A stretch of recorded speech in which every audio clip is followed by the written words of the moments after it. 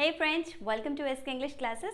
So previously we finished with the Canterbury Tales of Geoffrey Chaucer as we were on the age of Chaucer.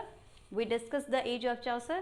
So today we'll start with the contemporary poets of 14th century. Okay, after Chaucer 14th century में जो contemporary poets आए आज हम उनके बारे में discuss करेंगे. Okay, so the very first poet of 14th century is John Gower. Okay, he was the renowned poet of 14th century. Like he was born on 1330 and died on 1408. John Gower was a close friend of Geoffrey Chaucer. Okay, like Geoffrey Chaucer ने एक work लिखा था Troilus and Cressida.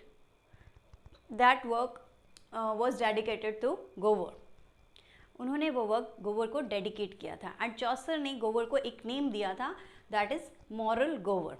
Okay, and if we talk about the works of John Gower, उन्होंने 3 dialects में लिखा, French, Latin and English. Okay, so उनका the first work of John Gower in French language was speculum meditantis. This was the first work written by John Gower in French. Okay, इसे translate किया गया Latin में mirror डी एलो में. This was the Latin word translation of Speculum Meditentis. Okay, and he also wrote in Cante Ballads, Trete, Speculum Homineus. He wrote 4 major works. Okay, in his time period. Like French में उन्होंने 4 works लिखे, but the most important work of his French period was Speculum Meditentis. This was the famous one.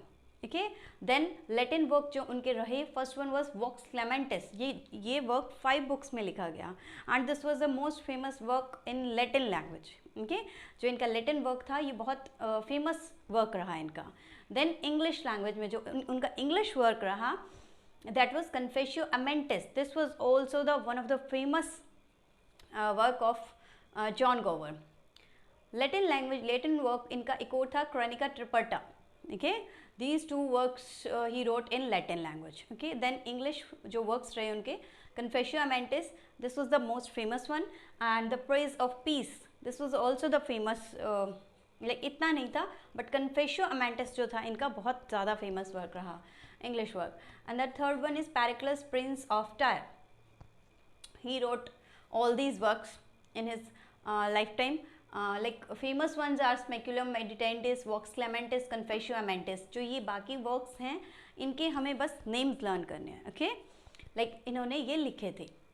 And if we talk about the themes, जो इनके writings में जो themes होती थी वो कैसी होती थी, religion, romance and corruption पर based होती थी. Okay, then second poet, contemporary poet, John Wycliffe.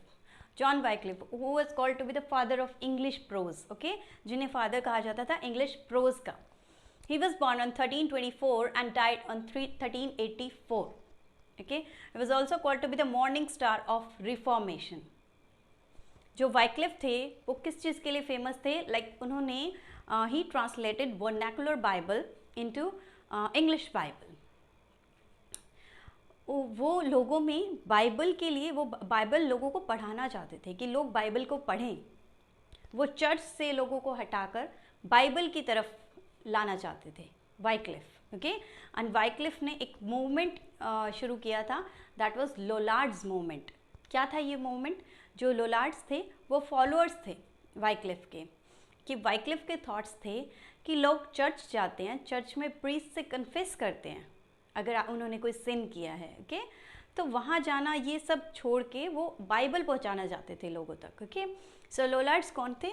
वो वाइक्लिफ के फॉलोअर्स थे, उनको फॉलो करते थे वो. Okay, and then we have third one is William Langland. Okay, this was also the one of the renowned poet of 14th century. Contemporary poets में से ही थे ये. लाइक इनका बर्थ हुआ था 1332 को and he was died on 1386. Okay, इनके जो इम्पॉर्टेंट वर्क्स रहे, the vision of Piers the ploughman. This was the most famous work of William Langland. Like this was a dream allegory थी ये कि लाइक ड्रीम एलेगरी क्या होती है, poem के अंदर ही जो पर्सन है वो ड्रीम देखता है. ओके, लाइक पोएम के अंदर जो पर्सन दिखाया गया है वो ड्रीम देखता है. Okay, and the second one was Richard the Reedless.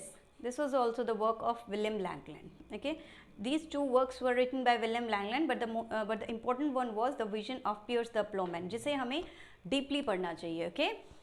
ये इस वर्क को ज़्यादा डीपली पढ़ने की ज़रूरत नहीं है, okay.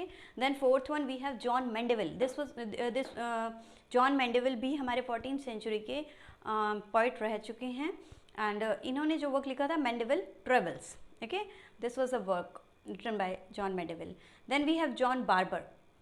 John Barber, he was born on 1320 and died on 1395. इन्होंने एक स्कॉटिश वर्क्स लिखते थे, लाइक इनका जो ये स्कॉटिश चौसरियन में से एक हैं, okay. Scottish Chaucerian and English Chaucerian थे, जिनके बारे में हम बात करेंगे in our next videos. The Bruce work लिखा इन्होंने, जॉन बार्बर ने एक वर्क लिखा द ब्रूस, जिस वर्क से ये फेमस हुए थे, द ब्रूस से, okay. Then we have sixth one is Thomas Malory. Thomas Malory ये भी पोइट रह चुके हैं 14th सेंचुरी के कंटेम्प्रेरी पोइट से। ये किस वर्क से फेमस हुए? Le morte d'Arthur, this was the prose work. इस वर्क को लिखने के बाद ये थॉमस मैलरी फेमस हुए थे। This was the only work which जो कि फेमस हुआ था इनका, ओके, जिसे हमें पढ़ना भी चाहिए, okay. Then we have Layamon Brut. Layamon was a poet of 14th century. इन्होंने एक वर्क लिखा ब्रूट, ओके, एंड ब्रूट का एक और नेम दिया गया the chronicle of Britain, okay. And then we have Cynewulf, dream of the rood. Cynewulf जो poet थे उन्होंने लिखा dream of the rood. And Caedmon was also the poet of 14th century. He wrote hymn short old English poem थी ये एक, and paraphrase. सो आज हमने contemporary poets के बारे में पढ़ा, okay. Many works are there, like काफ़ी वर्क्स हैं उस टाइम में, but most important works are Speculum Meditantis, जिनके बारे में हमें डीपली पढ़ना है। डीपली इतना भी नहीं, जस्ट पता होना चाहिए कि थीम्स क्या हैं, उसमें क्या बताया गया है, ओके। सो स्पेक्युलम मेडिटेंटिस ये हम पढ़ेंगे। Vox clamantis, the Latin work of John Gower, vox clamantis, this one is also important. Confessio amantis, this is also important work, English work है जॉन गोवर का। सो जॉन गोवर के ये 3 वर्क्स हैं जो कि बहुत इंपॉर्टेंट है। बाकी वर्क्स के आपको नेम पता होने चाहिए, ओके। देन जॉन वाइक्लिफ, इनका कोई इन्होंने इनकी जो बाइबल ही है ट्रांसलेटिंग, यही एक फेमस रहा है इनका, ओके।